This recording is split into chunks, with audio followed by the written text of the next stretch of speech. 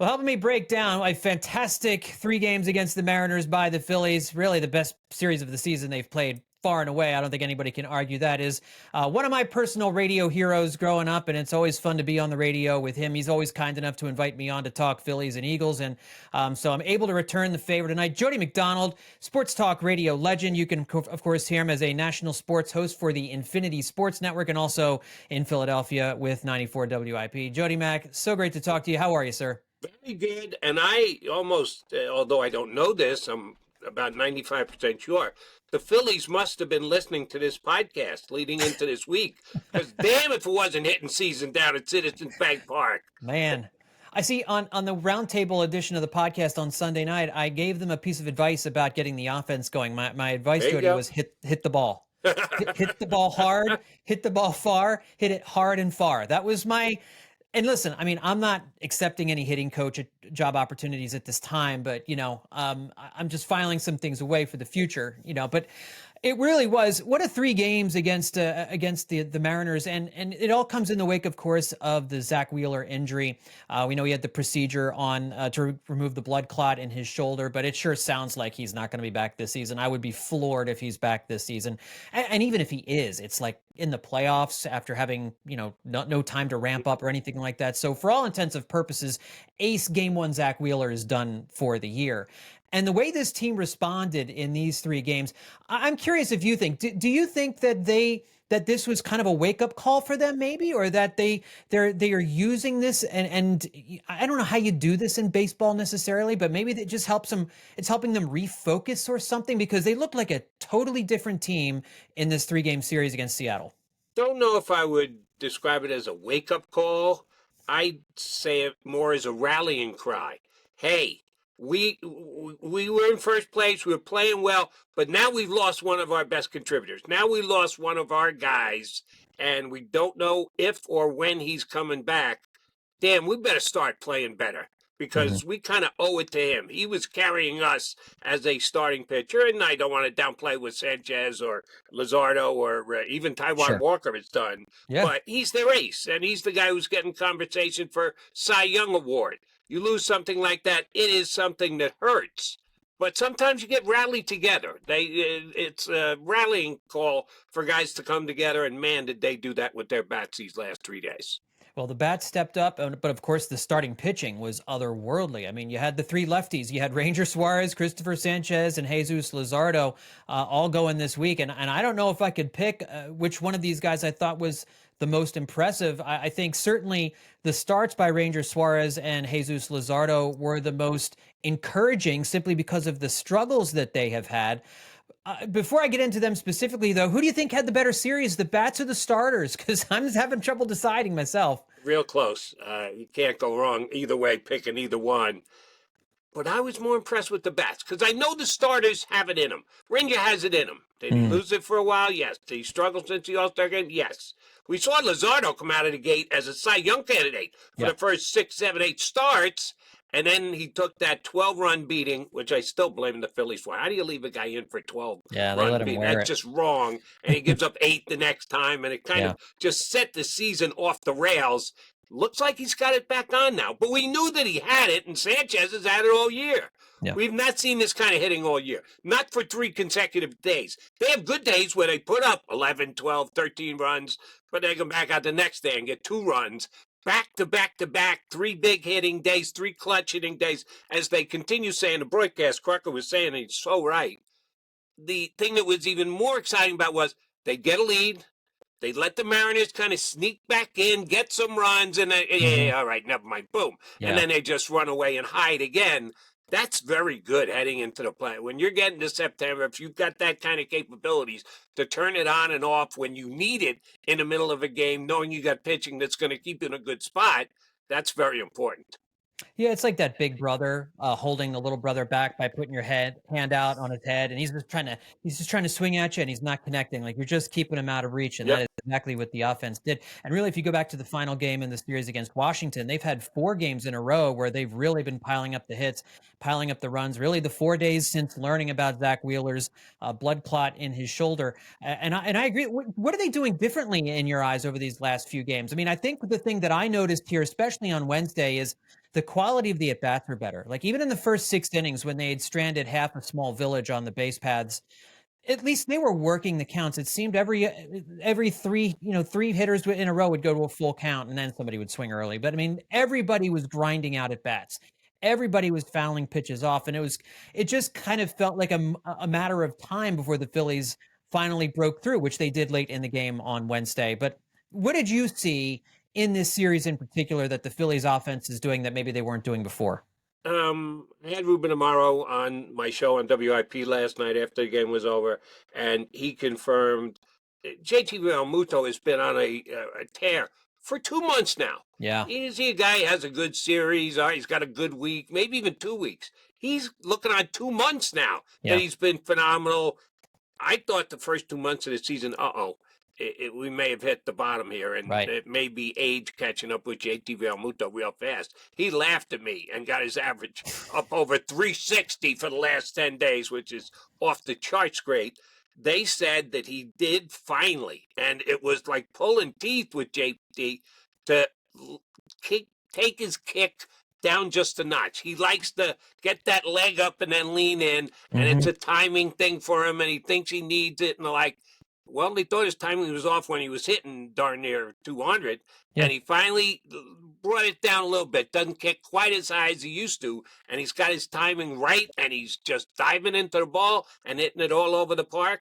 That was a technical adjustment that the hitting coach made. JT kind of, in the way Ruben talked about last night, they had to really talk him into it, but he agreed to it, and now it's working like a charm. So that was something that was just good, smart coaching in baseball. And the same thing with Bryson Stott. Again, tried to get him to cut down on the wiggle. Everybody's got their pre-swing activity and what they do, their routine and the like. And yes, Stott likes to get up there and wiggle the bat. And they thought just maybe it was throwing his timing off, and he just wasn't getting the bat through the zone when and where and how it had to be. He cut down on the wiggle, and he's had a good couple of days in a row now. Not as long as JT, but if Stott starts to hit too, guess what? This lineup is going to be a 7 or 8 run lineup game. Yeah, it really is. And I have an article coming out for the Good Fight on Thursday where I kind of broke down the leg kick thing. And it's exactly like you're saying, what he was doing before. It was almost like he was crunching his plant leg and plant foot up. The heel was coming up a little bit higher. It wasn't so much the whole foot, but just the angle of the heel was coming up closer to his rear end when he would do his leg kick. And that resulted in like the toe of his plant foot, like directly over top of his back foot during the height of his leg kick. And now you're seeing it's more of a level foot, and it's out in front a little bit more. So you can tell he's not as crunched up when he's taking that leg kick. It's more of just like, hey, I'm just shifting my weight a little bit, as opposed to like coiling, it seemed to me. So, I mean, I'm not a hitting coach, but if you just look at it, you can see it's a clear difference in what he's doing now than what he was doing back in May. And sometimes you can pick up on it, and sometimes the adjustment helps. Sometimes you think it's something and something else altogether. Yeah. They diagnosed it. They were right about it. He's adjusted to it, and he's hitting like the all-star catcher that JT Realmuto used to be. Desperately need a right-handed bat in this lineup behind Harper and Schwarber to take some of the pressure off, and he is doing it. It's really fantastic. I do want to talk to you about the starters, because in this series, they just piled up the strikeouts. It was really incredible how dominant they were against a good Seattle lineup. This is a lineup that's third in baseball in home runs, and they hit a couple in the series, but tons of strikeouts. The Mariners offense was coming in playing pretty well. This is a wild card team in the American League. This is a good baseball team that came into Philadelphia and got shellacked for the majority of this series. And it was the 3 starters that really you needed to see step up in the wake of Zach Wheeler's injury and his absence. Right now, if the playoffs started tomorrow, who's starting game 2 for you in a playoff series? It's a damn good question. I put the same question to Ruben Amaro last night. Hypothetical. Yeah, they're not starting. They're not starting the playoffs for another 35 games, but I asked them hypothetical about who would be in, not necessarily number 2, but who would be, if it's a 3-game series, who would be the 3 guy. If it's a 4-game series, who would be the 4th guy? Because everyone continues to write off Taijuan Walker. Yeah. And I'm not going there yet. No. I'm not telling you today if you said, well, he's not pitching game 1, he's not pitching game 2, he's not pitching game 3, but game 4, and I asked this to Ruben last night before Luzardo went out and did what he did today, striking out 12. Incredible. I'm leaving it wide open. You force me to make a pick, I take Ranger just because of experience and because he pitched as well as he did on Monday night. But I'm leaving whoever is in the rotation and the order of the rotation to be determined. That's why you got these last 35 games. They're each going to get 5, maybe 6 starts. Made the best guys jump up in the rotation. Made the best guys grab a spot in the rotation.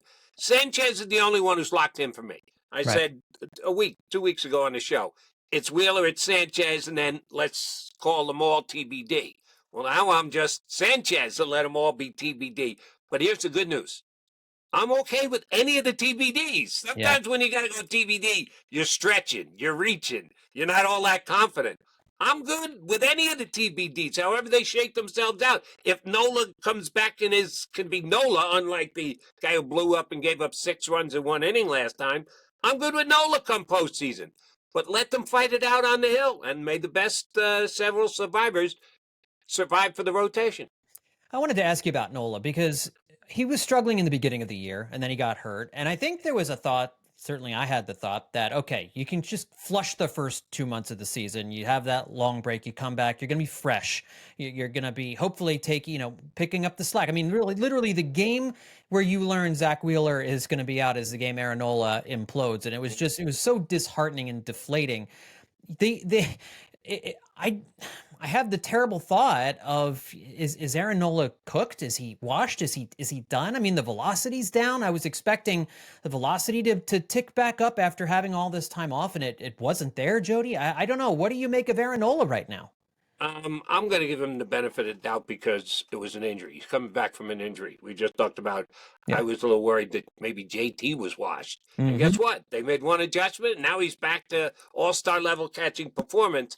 I'm going to give Nola that too. I'm not going to worry about, oh my God, this could be how many more years does he have in his contract that we're going to have to drag him along. I'm not there yet. Let's give him the rest of the season. He's going to be part of the rotation next year. I guarantee you that because of the contract. So you have to hope that this is not the beginning of the decline. It's a hurdle they got to get over, and they don't know if they will by the end of this season, by the time they get to the playoffs. Again, that will be to be determined, but I'm not worried about him long-term until long-term gets a little further down the road. One of the items leading into Wednesday's game was Rob Thompson deciding to sit Nick Castellanos for the 3rd time in 11 games. And he said before the game, right now our entire outfield is in a rotational situation. On Wednesday, it was Marsh in left, Harrison Bader in center, and Max Kepler in right. And hey, all credit to Max Kepler, who is really hitting the ball hard a lot right now. He's hitting the best he has all season. And for those of us, myself included, who wanted him DFA'd, it certainly seems as though maybe the Phillies made the right decision in keeping him around because he is a good defender in the corners and is hitting the ball really well right now. Certainly he's hitting better than Nick Castellanos has over the last few weeks. But interesting comments from Castellanos before the game where he this time said, I'll do whatever the manager wants to do. He's got a lot of different players to balance. He also mentioned as part of saying that, I know Harrison Bader is kind of upset with his playing time, so Rob wants to make sure he gets his playing time. We've all been kind of a little annoyed and even at times angry about the outfield rotation, that Harrison Bader's not getting enough plate appearances. You traded for him at the trade deadline. You gave things away to get him, and you're only playing him like 3-4 times a week. What's going on there? But I don't know. Rob Thompson's been pushing the right buttons with the outfield, it seems, here over the last few days. So maybe we can't get too angry about it. What do you make of the rotation? 4 words. In Rob, I trust. I'll take him at his word. Go ahead. Keep jogging, big guy, because it's been working phenomenal the last 4 games. They don't have a perfect outfield. They're not going to have a perfect outfield. So it's going to be the judgment of the manager, the guy that gets hot and forces the hand of the manager to put him back in there. I think Rob's got as good a grasp on it as anybody on the planet. So every once in a while, he's not playing today. He's not playing him. He's batting him there. I second guess him before the game starts. And then after the Phillies put up a 12 spot, I go, oh, shoot, I guess Rob knew what the hell he was doing.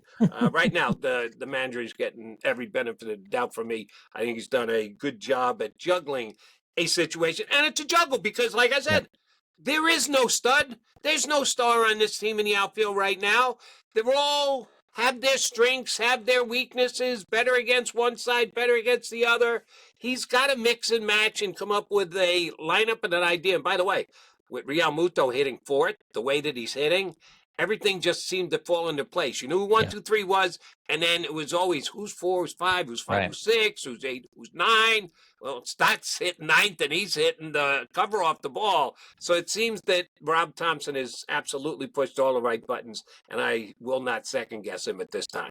Yeah, I like Stott at 9 where he's hitting. He kind of acts as another leadoff hitter at the bottom of the order. He seems very comfortable there right now. And I'm not ready to buy into Bryson Stott as being fixed just yet, but certainly looking better, looking much better as of late. So Jody, kind of like zooming out a little bit with the Phillies, this team has taken us on quite a roller coaster over the last fortnight. I mean, you had the series wins over the Yankees and the Red Sox. You had a series sweep in Texas against the Rangers, and then you go into Cincinnati and you go into Washington, and you really struggle in those two places. You struggle against the Nationals team, even though you split the series. It was ugly. It did not look pretty that entire series. So you kind of go in there you go from feeling super confident about this team after the Texas sweep to feeling really down about this team. Everything that could go wrong over the weekend in Washington seemed to go wrong, with injuries, with flight delays, planes breaking, Aaron Nola coming out and getting gashed. And then you come home and you have this series against the Mariners. As a Phillies fan, how do we deal with this? I mean, I know the criticism is we shouldn't approach these games like Eagles games. It's too much of an up and down to go ahead and do that. But how do you handle these swings? How does a Phillies fan, what advice do you have for people listening to deal with all of this emotion? My ex-partner at WFAN in New York, Susan Waldman, the radio color analyst for the Yankees, and has been since she left me, had a great line she used when we were doing the show together. The Yankees, who like the Phillies here in Philadelphia, even more so maybe up in New York, are under such a microscope, under such a Klieg-like. They play 162 one-game seasons. And that's the way Yankee fans look at it. And the season can swing with the outcome of one game. Mm-hmm. If you're going to look at it like that, guess what? You're going to have to go through up and downs. Yeah. Nobody goes 162 and 0. It doesn't happen. So it's better to look at it in the long run and understand that it's a marathon, not a sprint, and all those other axioms you can use. It's tough. If you're a fan, you're watching night in, night out, you're rooting night in and night out, it's difficult. But you do have to take that step back and say, all right, yeah, but they're in first place. All right, yeah, but they're up by 5 games. All right, yeah, but they've actually gone past the Dodgers and are in second place. And if the players were to start today, they'd have that all-important bye. And I do believe that they need to get that bye, despite the fact that the bye did them no justice last year when they got beat by the Mets in the first round of the playoffs that they were in. I still think that's key. I think it's important. And with the way they're hitting right now, I think they can do that. I think they can finish. Now, maybe they can catch Milwaukee. He has a series left against Milwaukee. Sure. I know Milwaukee got swept by the Cubs yesterday, but damn, they're good. Milwaukee is legit. They don't have a lot of recognizable names. I'll give you something I looked up on my network show. Wagering for the MVP. Shohei Ohtani is the heavy favorite. Schwarber is solid second. Then there's a bit of a drop-off. The top 15 candidates in the betting odds, none of them are Milwaukee Brewers. They don't have one guy in the top 15. At least Freddie Peralta is 5th in the Cy Young. Yeah. They don't have recognizable names. They don't have stars. Yelich had a MVP-type season once before, and he's having a very good season, but not a MVP-type season. But they all do it. They come together as a team almost every single day. They got a real good bullpen. Milwaukee's legit. If the Phillies don't catch Milwaukee, I'm not going to get nuts. Right. I think they can finish ahead of the Dodgers, and they better finish ahead of the Mets. Right, and I think it's important too, just because I think the inconsistency of the offense. I don't want them to have to do it for any longer than they have to do it. Right, 3 series instead of 4 series, performing, winning 11 games instead of having to win 13 in order to host a parade with this team. That's what you want, especially with your best pitcher not available, right? I mean, just as few games as you need to win a championship, that should be ideal. That should be a no-brainer. I mean, that just should be how. And last year, 3 of the 4 teams that had the bye ended up going to the league championship series. So last year, it was not a thing that the first round bye was any kind of hindrance to any team success. Only the Phillies, unfortunately, as it turned out. Last thing for you, Jody. I want to also just ask you something non-Phillies related, but something that could affect the Phillies in the future, and that is what Rob Manfred talked about on the Sunday Night Baseball broadcast about expansion. Major League Baseball. It's been known for a while that 2 more teams could be added to Major League Baseball, and he was talking about it, brought it up, and brought up regional. A revamping of the divisions. And I've seen all kinds of iterations that people have about changing the divisions in baseball. Some just calling for like an Eastern Conference and a Western Conference like you have with the NFL. I mean, like that you have with the NBA and the NHL. I have seen some where you break it up into 8 4-team divisions, 4 National League, 4 American League. There's some of these proposals I hate. I do not want to get rid of the National League and the American League. I'm dead set against that. I would hate an Eastern versus Western thing, but man, it seems to me that's kind of where Rob Manfred and the rest of Major League Baseball wants to take us here. What's your take on radical realignment and what it could look like and what you would be okay with? I'm not a big fan. If it happens, there's nothing I can do about it, and I love the game too much. I'm not going to boycott it, Right. but I'm going to complain about it. I'm going to try and put forth the reasons why it shouldn't be done up until it's done. I didn't like it when they went to the fair and balanced schedule because it was cutting back on games against your most hated rivals. At least that's the way I saw it. I'd rather play those teams more than less. And I know they did it because it was more fair and it was more balanced. And they didn't want to listen to the complaints afterwards that a team had an easier schedule or a lesser schedule. That changes from year to year. You think you're going to have an easier schedule, it turns out to be tougher. You think you're going to have a tougher when the season starts, turns out to be easier. That stuff works itself out over the long haul. If you remove teams that you used to play in, and if they redid the leagues, Phillies could get in a division with the Yankees, the Mets, and the Orioles.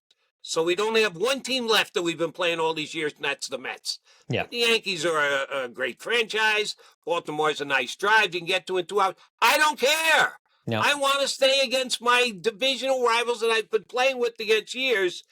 If he does this and decides to just wipe away American League and National League, I think it'll be a mistake for 2 reasons. Number one, it'll piss me off. Number two, baseball more than any other sport respects and is tied to its history. More than basketball, more than hockey, more than football, baseball forever. 7-14 went what? Of course, how many home runs Babe Ruth had? Right. That lasted for decades, almost a century. And they're just going to throw that away and say, all right, no, we're going to wipe the slate clean and start scratch. Would be dumb if Major League Baseball did that. But I wouldn't put it past Rob Manfred. Although I will say a lot of the things that Manfred has brought in, the pitch clock, I think the banning of the shifts has been good for the game. There have been a lot of things, and we're going to see the automatic ball strike zone system, manager challenges come into play next year. I think a lot of the things that they've brought in have been good. This would be one of those things that I would also, like you, hate to see as a traditionalist. I would not want to see us lose all these games that we play against divisional rivals, but we'll see how things shake out. It is interesting. Dave Dombrowski was working on the Nashville franchise before coming to Philadelphia, and basically was told to put that on hold. It wasn't going to happen for a while, so he came to Philadelphia. So it would be interesting to see what happens with Dombrowski if this really does start to move the ball down the field a little bit. But maybe we'll save that for another time. In the meantime, folks, make sure that you are checking out Jody Mack when he is on the radio for the Infinity Sports Network, and of course for 94 WIP. Jody, how do folks? What's your social handles again? At Jody McMahon, JodyMacMan on Twitter. And yes, that's where I always publicize what shows I've got coming up. Always Saturday and Sunday on the Infinity Sports Network. Usually Monday and Tuesday nights on WIP. That changes from time to time. So if you need to know when the McMahon's on, you got to check me out on Twitter.